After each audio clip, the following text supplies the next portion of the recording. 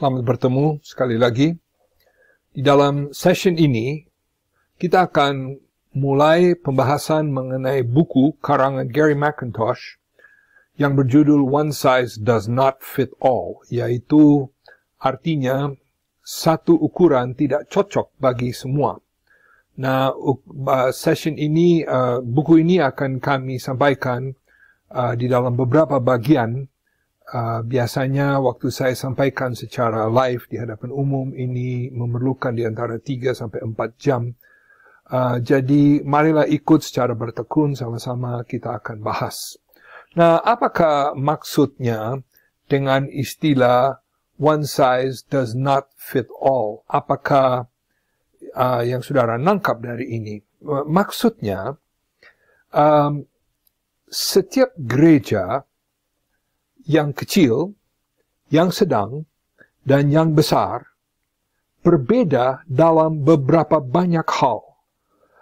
Nah, di dalam hal ini, Gary McIntosh, seorang konsultan gereja dari Amerika Serikat, ia telah bekerja sama dengan kira-kira 500 gereja, dan berdasarkan pengalaman dan risetnya, ia telah mengambil beberapa kesimpulan bahwa ada perbedaan di antara cara memimpin gereja-gereja, entah itu gereja kecil, berbeda dengan gereja sedang, dan berbeda dengan gereja besar. Memang perlu saya catat bahwa konteks dari penelitian dari Gary McIntosh adalah Amerika Serikat. Sehingga saya bertanya, apakah di Indonesia situasinya sama atau tidak? Kesimpulan saya adalah, walaupun angka dan mungkin unsur-unsur gereja bisa berbeda, namun pada umumnya prinsip yang Gary McIntosh menemukan di Amerika Serikat sama di sana dan di sini. Dan saya mendorong kalau saudara dapat memperoleh buku ini yang saya tahu akan diterbitkan di dalam bahasa Indonesia oleh penerbit Gandhumas. Maka saya menganjurkan saudara membaca karena tolong perhatikan ini bagian penting, ya.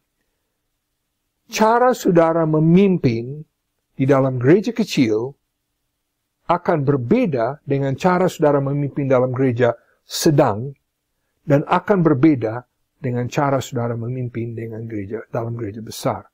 Menggunakan cara-cara kepemimpinan, pengertian-pengertian yang salah, yang tidak tepat, akan membuat kepemimpinan saudara kurang berhasil.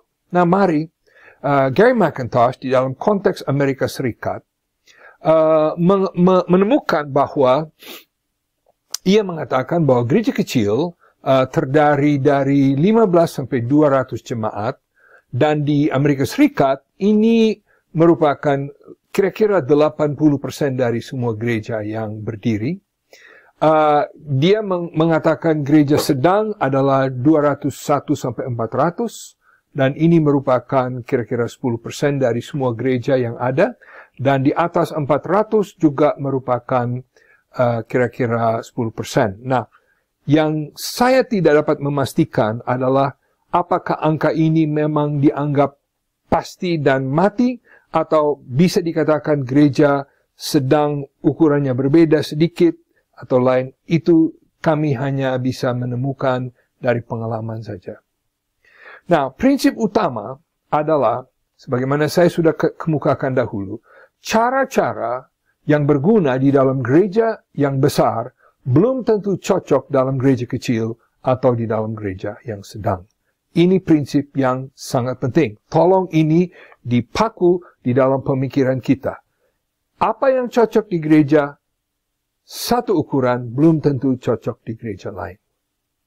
Nah, Gary McIntosh mengambil kesimpulan bahwa ada, kalau saya tidak salah ingat, ada 13, 1, 2, 3, 4, 5, 6, 7, 8, 9, 10, 11, 1, 2, 3, 4, 5, 6, 7, 8.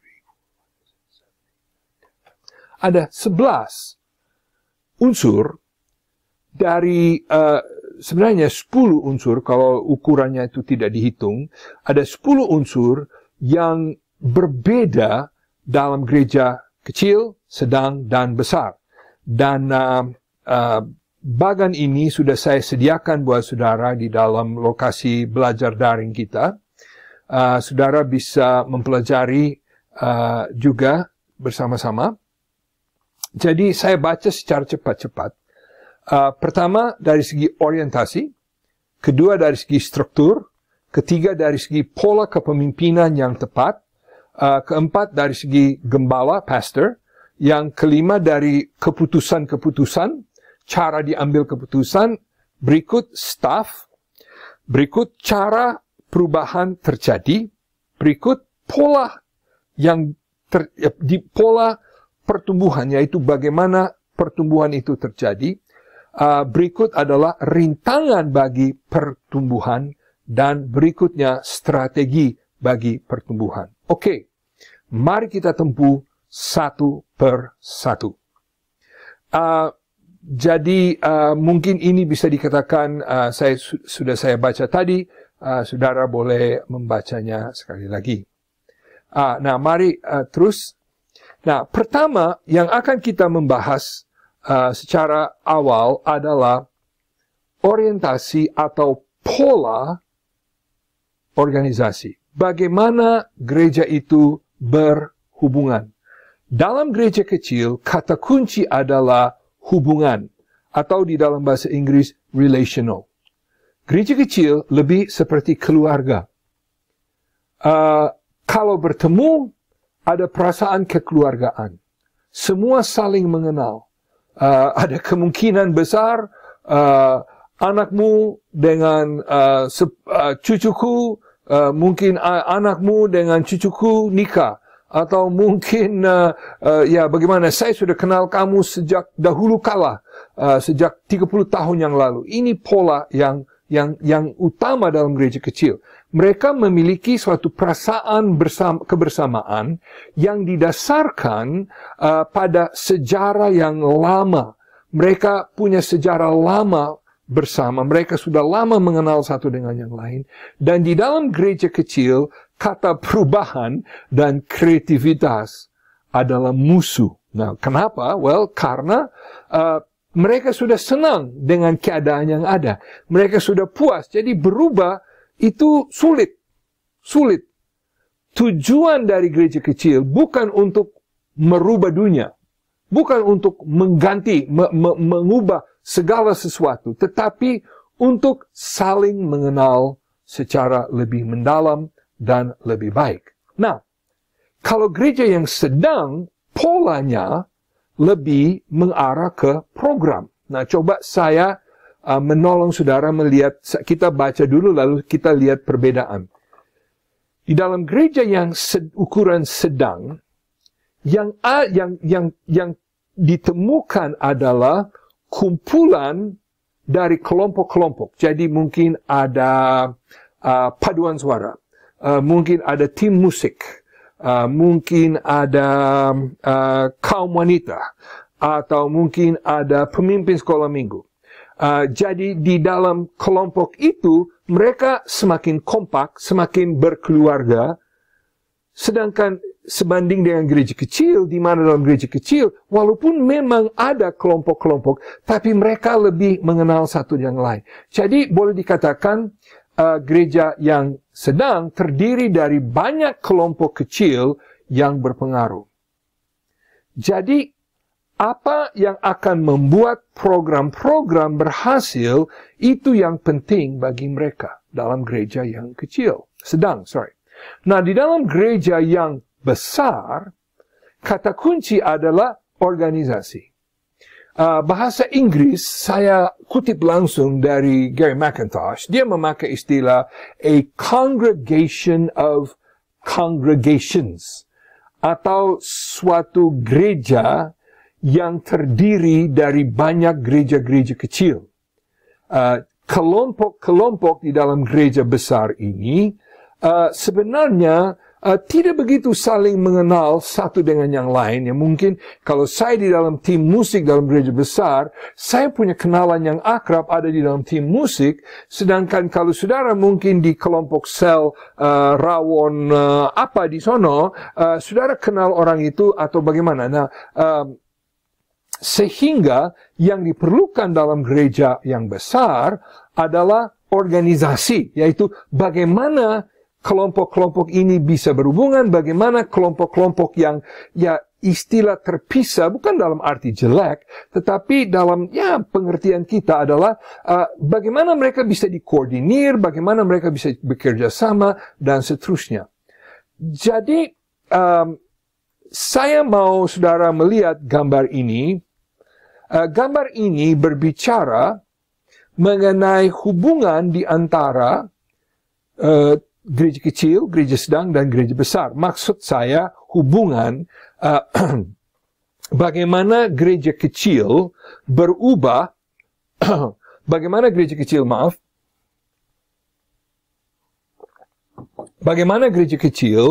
akan menjadi gereja besar.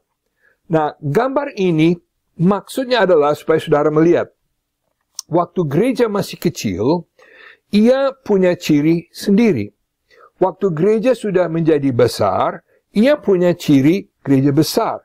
Yang saya mau menekan dalam bagian tengah dari grafik ini adalah gereja sedang sebenarnya adalah gereja yang berada di dalam masa transisi, masa perubahan, masa berubah dari gereja kecil menjadi gereja besar. Atau sebenarnya sebaliknya bisa juga terjadi, gereja besar berubah menjadi gereja kecil.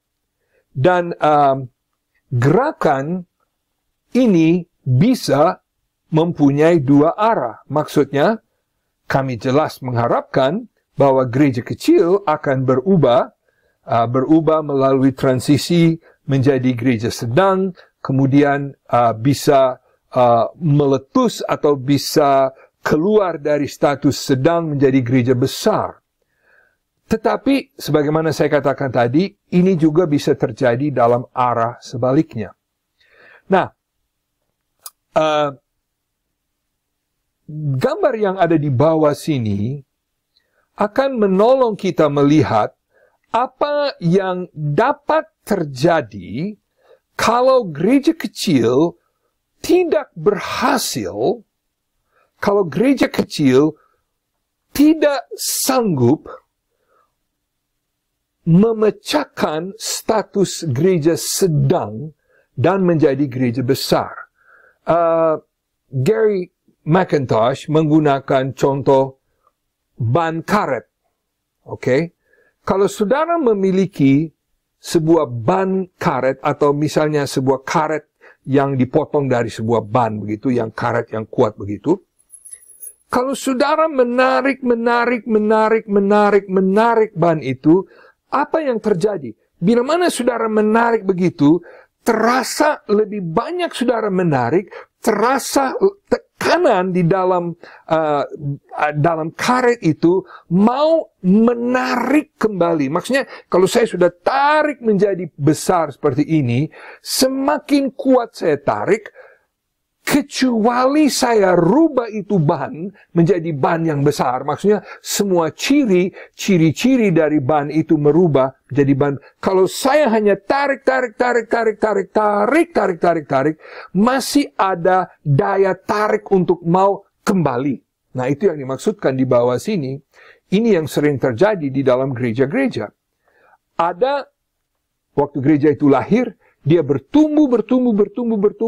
Mungkin dia melampaui angka 100, melampaui angka 150, 200, 250.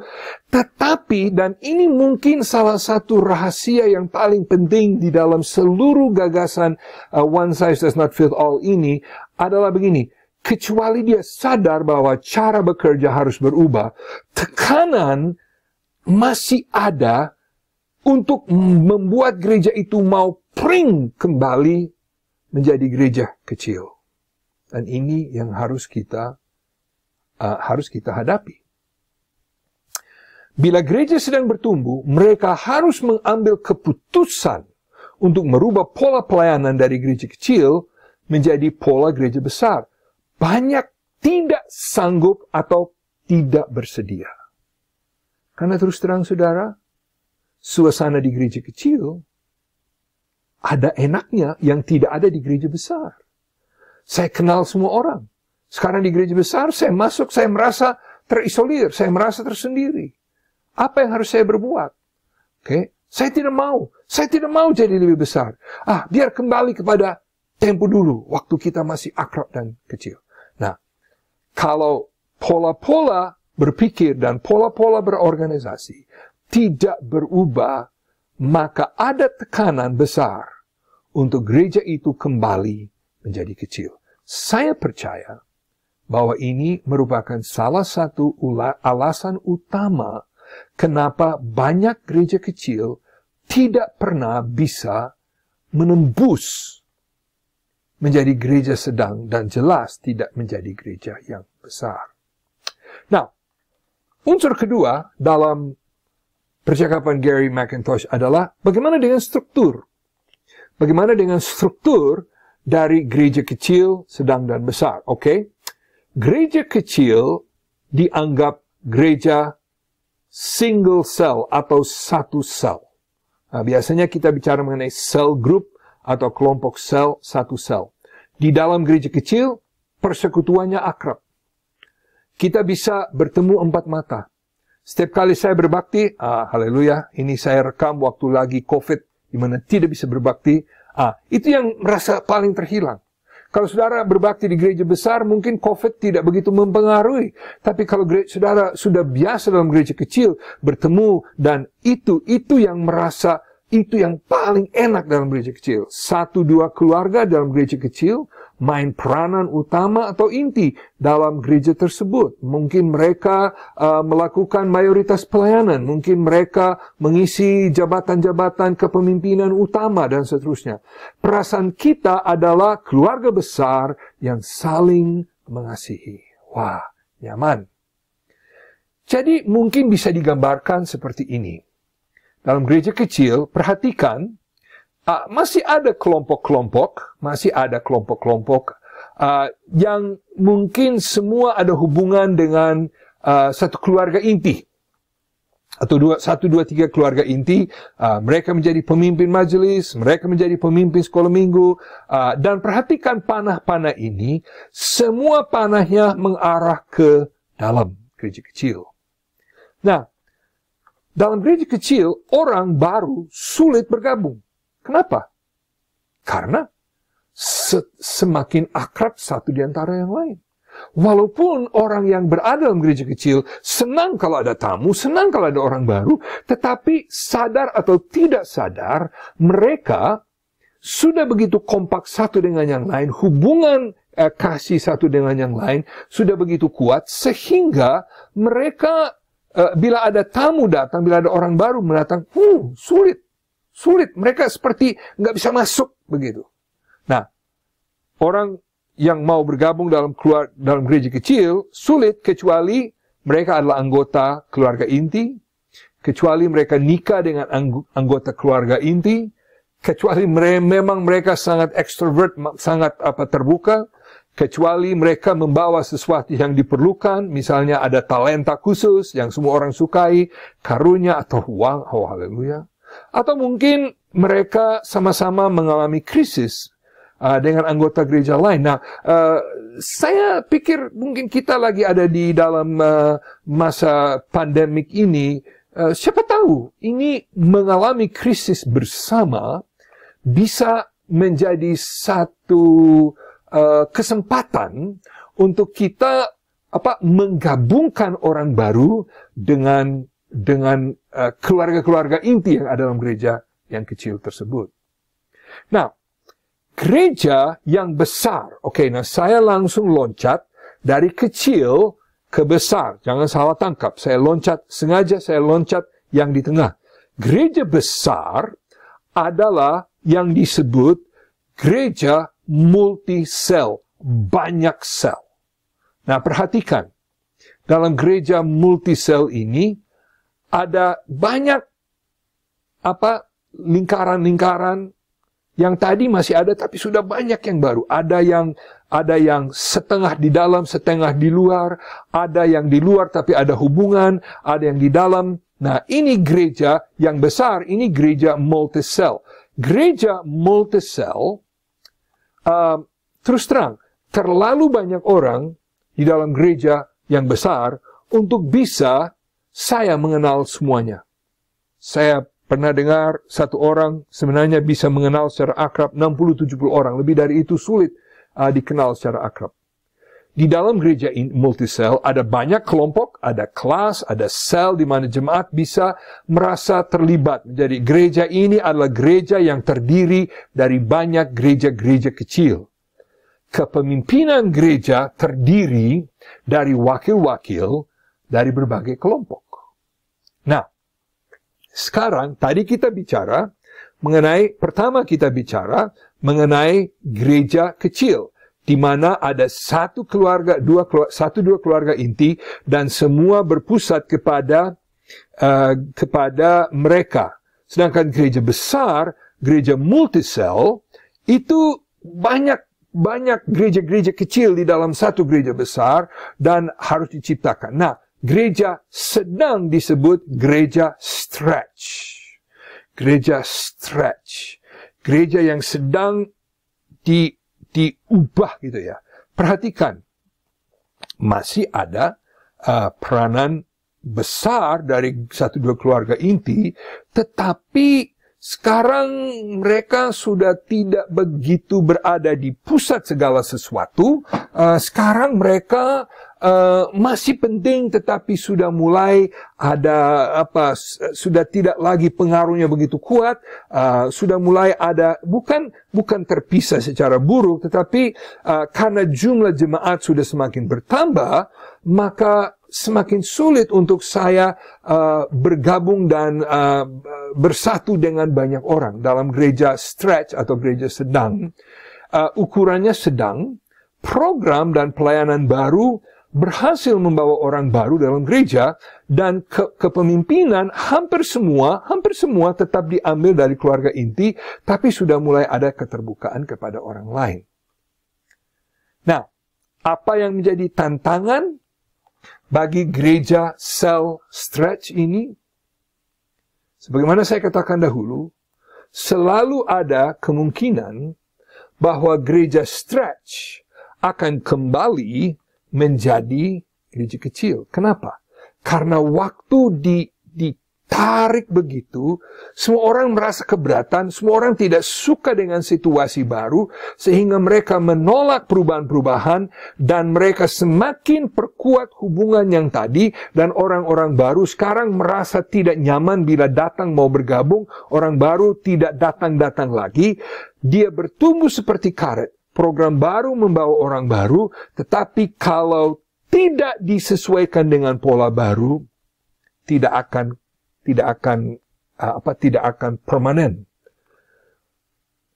Ada katalisator yang terus mendorong mereka untuk bertumbuh. Kalau katalisator tersebut hilang, gereja itu bisa menyusut kembali menjadi gereja kecil. Nah, apa yang menjadi katalisator? Ya, bisa jadi itu seorang gembala, bisa jadi itu satu program yang berhasil, atau bagaimana. Khususnya ini akan terjadi kalau badan pemimpin tidak terbuka pikirannya. Sehingga mereka harus mengerti. Mereka harus mengerti. Pemimpin pertama dari atas, tetapi juga pemimpin-pemimpin lain di dalam gereja itu harus mengerti bahwa kalau kita mau bertumbuh dari kecil menjadi sedang sehingga bisa menjadi besar, pola-pola yang kita gunakan itu mau tidak harus berubah.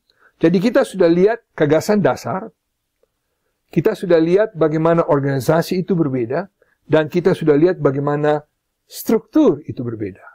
Di dalam percakapan kita yang berikut, kita akan mulai melihat beberapa unsur yang lainnya.